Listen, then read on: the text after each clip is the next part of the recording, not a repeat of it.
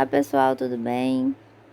Então, continuando o nosso assunto da semana passada, que é Guerra Fria e o mundo bipolar, acho que ficou um pouco claro, né, no nosso primeiro vídeo, como que surgiu essa denominação, como que tudo começou, mas retomando um pouquinho e coloquei um mapa aqui para vocês terem uma ideia mais ou menos da divisão do mundo como ficou nesse momento. Então, no final da Segunda Guerra Mundial, né, esses dois países, eles foram os que mais saíram fortalecidos, né, como maiores potências mundiais, ou seja, os Estados Unidos, no bloco capitalista, e a União Soviética, né, com o bloco socialista, ou seja, com ideais totalmente diferentes, né? Então a rivalidade entre eles cresceu muito nessa época. Uma disputa não necessariamente enfrentadas em guerra, lembra? Que eu comentei com vocês no outro vídeo. E sim, mais ideais e um faz uma coisa aqui, o outro imita e faz, só muda o nome e faz a mesma coisa lá, porém com ideais diferentes. Como vocês podem perceber pelo mapa, então em azul eu deixei para vocês o primeiro mundo, né? Aí então vem essas denominações, primeiro, segundo e terceiro mundo. Primeiro mundo, os Estados Unidos e seus aliados, ou seja, o bloco capitalista. E em vermelho, a avalanche vermelha, né? Segundo mundo, a União Soviética e seus aliados. E em verde eu deixei para vocês os países não aliados e neutros. O Brasil está dentre eles. A denominação Guerra Fria, como citei já para vocês até na interação, pelo fato de não ter havido, né, uma declaração oficial de guerra entre esses blocos, né, entre os dois blocos. Porém, sabemos que as disputas até pela corrida armamentista, corrida espacial, foi nesse meio que aconteciam as brigas, né, entre aspas.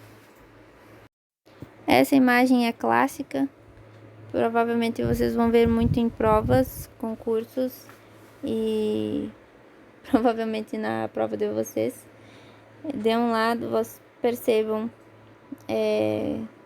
os dois grandões, né, frente a frente, porém não estão se enfrentando, não estão fazendo nada, estão com as mãos para trás. Porém, por trás deles, todo um aparato preparado com bombas, exércitos muito bem preparados para caso viesse acontecer uma guerra, ok? Então essa corrida armamentista, ela começou nas décadas de 50 e 60, né? No qual ambos queriam, né, disputar quem ia sair na frente, quem teria o melhor armamento no momento, né? As tecnologias militares, bélicas.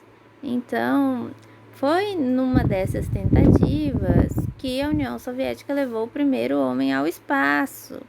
Lembra? Comentei isso também com vocês no outro vídeo. Em resposta, obviamente, que Estados Unidos não ia deixar isso por menos e levou o homem para onde? Nada mais, nada menos do que para a Lua. A gente começa com a corrida espacial.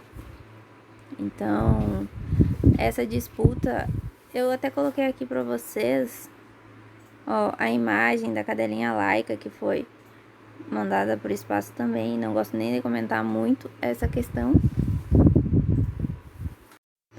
E nessa corrida, nessa disputa, também houve a criação em 47 do Plano Marshall pelos Estados Unidos, né? Com o intuito de ajudar os países capitalistas, né, os aliados, a se reerguerem após a guerra. E com o mesmo objetivo, do lado oposto, a União Soviética cria em 49 o Comecon, garantindo também o auxílio para os países socialistas, ou seja, a mesma coisa, só que mudou o nome. Aí deixei para vocês também a imagem do satélite Sputnik, que foi enviado pela União Soviética, né, ao espaço, primeiro satélite, a cadelinha Laika. Pesquisem um pouco sobre também a cadelinha russa, que ficou conhecida pelo mundo. E aí nós temos a OTAN. Eu coloquei uma imagem para vocês. Acredito que essa imagem está no livro didático de vocês. Em 1949, né, os Estados Unidos cria então a Organização do Tratado do Atlântico Norte, mais conhecida como OTAN, com o objetivo de manter essas alianças militares, né, para se protegerem sob qualquer ataque. Coloquei aqui uma imagem para vocês do mapa, mais ou menos dos países aliados. Em contrapartida, óbvio, né, que a União Soviética também assina com seus aliados, praticamente a mesma coisa, o Pacto de Varsóvia, e que também tinha como objetivo a união das forças militares de toda a Europa Oriental. Ou seja, a gente tem a doutrina Truman, né, que ele dizia que ia lutar com todas as forças para evitar o avanço do socialismo pelo mundo. E, contrapartida, também a União Soviética falava a mesma coisa, que ia lutar com todas as forças para evitar o avanço capitalista pelo mundo. A gente teve alguns conflitos, então, indiretos, porque ficaram anos. Vocês devem ficar pensando, nossa, foram tantos anos assim e não teve uma disputa, não teve um conflito direto, porém, eles financiavam conflitos que estavam acontecendo em alguns locais, né? Então, a gente tem como exemplo a Guerra da Coreia e a Guerra do Vietnã, que foram financiadas por ambos. Para finalizar, então, o que deu fim a essa guerra? Acho que eu havia comentado já no outro vídeo, porém, o atraso econômico, né, as crises nessas repúblicas soviéticas também aceleraram a crise no bloco socialista no final dos anos 80. Em 1989, então, a gente tem um fim fictício, né, da Guerra Fria, que é com a queda do Muro de Berlim. E as duas Alemanhas são reunificadas. No começo da década de 90, o presidente da União Soviética, ele começa a acelerar o fim do socialismo naquele país e nos aliados, com algumas reformas econômicas, acordo com os Estados Unidos, mudanças políticas.